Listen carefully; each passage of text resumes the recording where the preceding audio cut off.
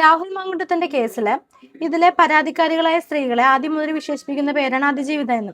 ഞാൻ ആദ്യം മുതലേ എനിക്ക് ഈ സ്ത്രീകളെ അതിജീവിത എന്ന് വിശേഷിപ്പിക്കുന്നതിൽ എനിക്ക് യാതൊരുവിധ താല്പര്യമില്ല. ഞാൻ എൻ്റെ വീഡിയോസിലൊക്കെ ഞാൻ പറഞ്ഞിട്ടുണ്ട്, അതിജീവിത ഒന്നും ഒരിക്കലും ഈ സ്ത്രീകളെ ഒന്നും നമുക്ക് വിശേഷിപ്പിക്കാൻ പറ്റില്ല എന്ന്. ഇവർക്ക് പരാതിക്കാരി എന്ന പേര് വേണമെങ്കിൽ ചേർക്കാം, അല്ലാതെ ഇവരെയൊന്നും ഒരിക്കലും അതിജീവിത എന്ന് പറയാൻ പറ്റത്തില്ല. കാരണം അതിജീവിത എന്ന വാക്കിന് ഭയങ്കര വലിയ ഒരു പവർഫുൾ വേർഡാണത്. അതിജീവിത എന്ന വാക്കിന്റെ ഒരു വ്യക്തമായ ഉത്തരം രാഹുൽ ഈശ്വർ പറയുന്നുണ്ട്. ഇന്ന് രാഹുൽ ഈശ്വർ മീഡിയാസിന് മുന്നിൽ പറഞ്ഞു തരുന്നുണ്ട്. നമുക്കൊന്ന് കേട്ടു നോക്കാം. ഈ അതിജീവിത എന്ന പദം ദൈവത്തെ ഓർത്ത് നിങ്ങൾ ശ്രദ്ധിക്കണം. ഇന്നലെ കൂടി ഹൈക്കോടതിയുടെ ഒബ്സർവേഷൻ ഉണ്ട്. ആദ്യത്തെ പരാതിയിൽ പരസ്പര സമ്മതപ്രകാരമാണ് ബന്ധം ഉണ്ടായത്. നിങ്ങളെല്ലാം കേട്ട് കാണൂല്ലേ? ഇത് സെഷൻസ് കോടതിയുടെ വിധിന്യായത്തിന്റെ, നസീറ മാഡത്തിന്റെ വിധിന്യായത്തിന്റെ ഭാഗമായിട്ട് എഴുതി വെച്ചിട്ടുണ്ട്. പരസ്പര സമ്മതത്തോടു കൂടിയാണ് ഇതുണ്ടായത്. ഇപ്പോൾ ഇതിനെ റേപ്പ് എന്ന് വിളിക്കാൻ അല്ലെങ്കിൽ പീഡനം എന്ന് വിളിക്കാൻ കഴിയുന്ന ഒരു മെറ്റീരിയലും ഇല്ല എന്ന് ബഹുമാനപ്പെട്ട കോടതിയുടെ വിധിന്യായത്തിലും ഇന്നലെ ഹൈക്കോടതിയുടെ ഒബ്സർവേഷനിലും വന്നിട്ടുണ്ട്.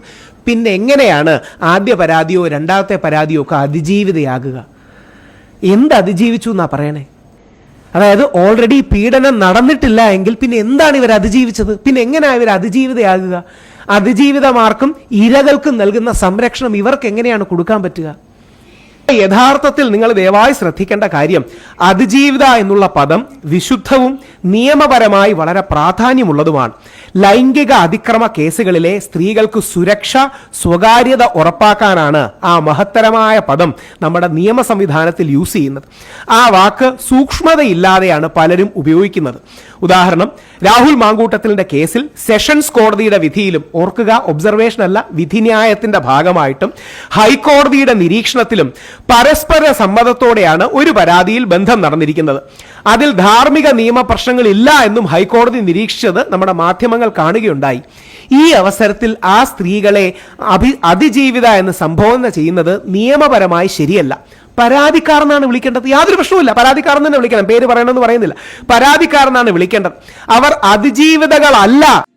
പരസ്പര സമ്മതത്തോടെ ബന്ധത്തിൽ ഏർപ്പെട്ട് ആ പെൺകുട്ടി പരാതി കൊടുത്ത് കോടതി ഇത് പരസ്പര സമ്മതത്തോടെയാണെന്ന് പറഞ്ഞ് ബലാത്സംഗവും പീഡനവും അടക്കമുള്ള സെക്ഷൻസ് മാറ്റിക്കഴിഞ്ഞാൽ പിന്നെ എങ്ങനെയാണ് ആ പെൺകുട്ടി അതിജീവിതയാകുക?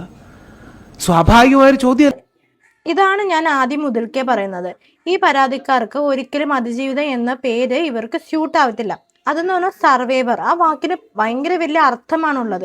അത് മനസ്സിലാക്കാതെ ഈ മീഡിയാസും അതായത് നമ്മുടെ പോലീസുകാരൊക്കെ ആ അതിജീവിത എന്ന വാക്കിന്റെ വില കളയുകയാണ് സത്യം പറഞ്ഞാൽ ചെയ്യുന്നത്.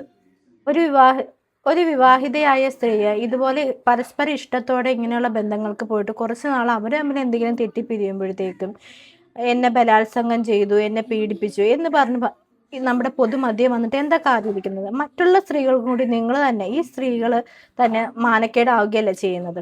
എനിക്ക് അങ്ങനെ തോന്നുന്നത്. ഞാൻ അതുകൊണ്ടാണ് ആദ്യം മുതൽക്കേ ഈ പരാതിക്കാരികൾ ഒരിക്കലും അതിജീവിത എന്ന് പറഞ്ഞ് വിശേഷിപ്പിക്കരുത് എന്ന് പറയുന്നത്.